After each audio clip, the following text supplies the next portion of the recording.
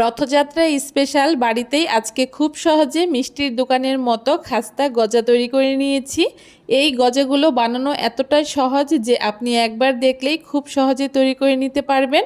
আর এতটাই রসালো আর নরম হয় যে মুখে দিলেই মিলিয়ে যাবে।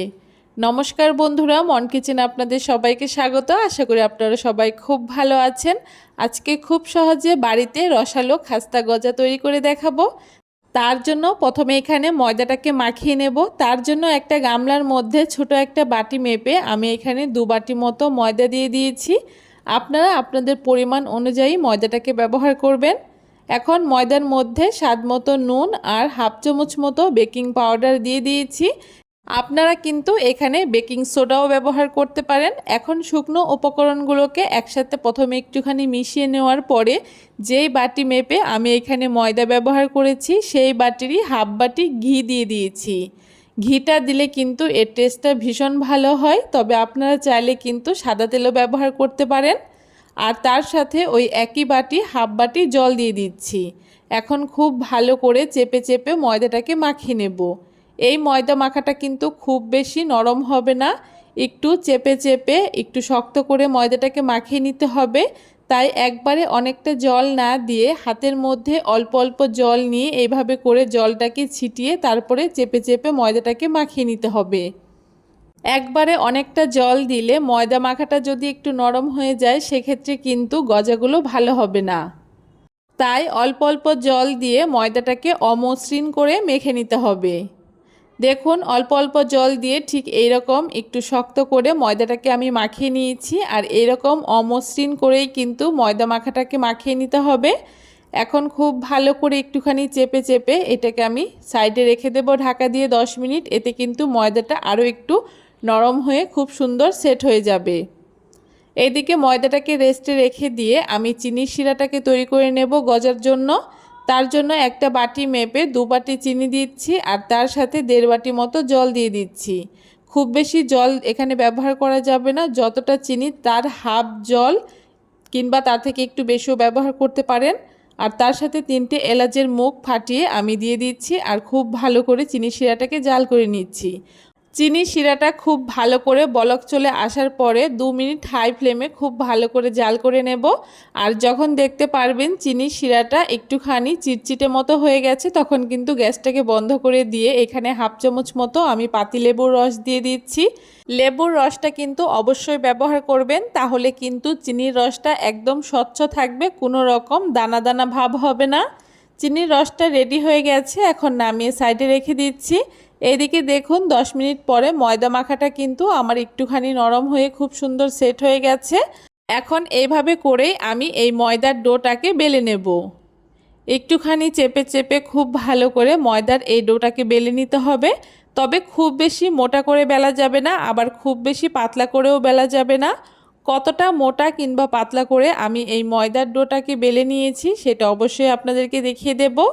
ময়দাটাকে খুব ভালো করে বেলে নিয়েছি। এখন একটা ছুরির সাহায্যে চারিধার থেকে এইভাবে করে কেটে কেটে রুটিটাকে আমি এইভাবে করে 4 কোনা করে কেটে নিচ্ছি।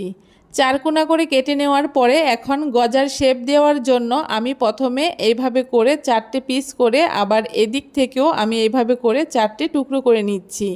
আপনারা আপনাদের পছন্দ মতো ছোট কিংবা বড় করে এই গজার শেপগুলো দিয়ে নিতে পারেন। আমি এইরকম চৌকো চৌকো করে এই গজাগুলোকে কেটে নিয়েছি।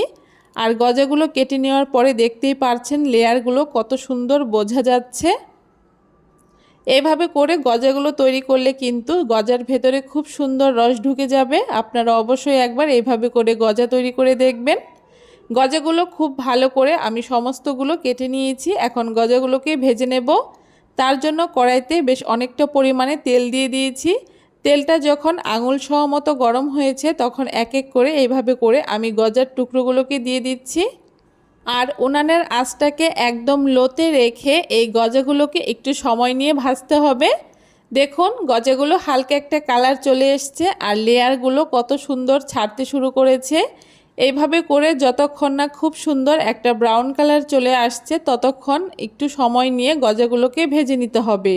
আর মাঝে মাঝেই কিন্তু এভাবে করে একটুখানি উল্টে পাল্টে দিতে হবে, তাহলে কিন্তু গজাটা চারিপাশ থেকে খুব সুন্দর কালার চলে আসবে। একটু সময় নিয়ে গজাগুলোকে আমি লো আঁচে ভেজে নিয়েছি। আর দেখুন গজাগুলো কত সুন্দর কালার চলে এসছে। গজাগুলো কিন্তু আমার খুব সুন্দর করে ভেজে নেওয়া হয়ে গেছে। এখন তেল ঝরিয়ে এক এক করে গজাগুলোকে তুলে নেব। আর গজাগুলোকে তুলে নেওয়ার সাথে সাথেই কিন্তু এদিকে যে চিনি শিরাটা তৈরি করে রেখেছিলাম সেই চিনি শিরার মধ্যে দিয়ে দিতে হবে। তাহলে কিন্তু গরম এই গজার ভেতরে ঠান্ডা চিনি শিরাটা খুব সহজেই ঢুকে যাবে। গজাগুলোকে এক এক করে চিনির শিরায় দিয়ে দেওয়ার পরে এভাবে করে একটা চামচের সাহায্যে উল্টে পাল্টে দেব, যাতে সবগুলো গজার ভেতরে খুব সুন্দর চিনির শিরা ঢুকে যায়। আর এক এক করে বাকি গজাগুলোকেও আমি খুব ভালো করে ভেজে নেব। আর এই গজাগুলোকে আমি চিনির শিরায় 5 মিনিট মতো ডুবিয়ে রাখবো, তাহলে কিন্তু এর ভেতরে খুব সহজেই চিনির শিরাটা ঢুকে যাবে। গজাগুলো 5 মিনিট চিনির রসে ডুবিয়ে রাখার পরে দেখুন খুব সুন্দর কিন্তু গজার ভেতরে চিনির রসটা ঢুকে গেছে। আর কত সুন্দর রসালো হয়েছে দেখে নিশ্চয়ই বুঝতে পারছেন। এখন গজাগুলোকে আমি চিনির রস থেকে এভাবে করে তুলে নিচ্ছি। আর বাকি গজাগুলোকেও আমি একই রকমভাবে চিনির রসে ডুবিয়ে 5 মিনিট মতো রেখে দেব। সবগুলো গজা এখানে আমার চিনির রসে ডুবিয়ে তুলে নেওয়া হয়ে গেছে। একটা গজা এখানে আমি আপনাদেরকে ভেঙে দেখাচ্ছি। গজাগুলো কত সুন্দর রসালো হয়েছে আর ভেতর পর্যন্ত রস ঢুকে গেছে। আপনারাও কিন্তু এখন খুব সহজেই বাড়িতেই মিষ্টির দোকানের মতো এই খাস্তা গজাগুলোকে তৈরি করে নিতে পারেন। খেতে যেমন সুন্দর হয়, বানানোও কিন্তু ভীষণ সহজ। কেমন লাগলো আজকের রেসিপি অবশ্যই কমেন্ট করে জানাতে ভুলবেন না। ভিডিওটা ভালো লাগলে সবার সাথে বেশি বেশি শেয়ার করে আমার চ্যানেলটাকে সাবস্ক্রাইব করে দেবেন।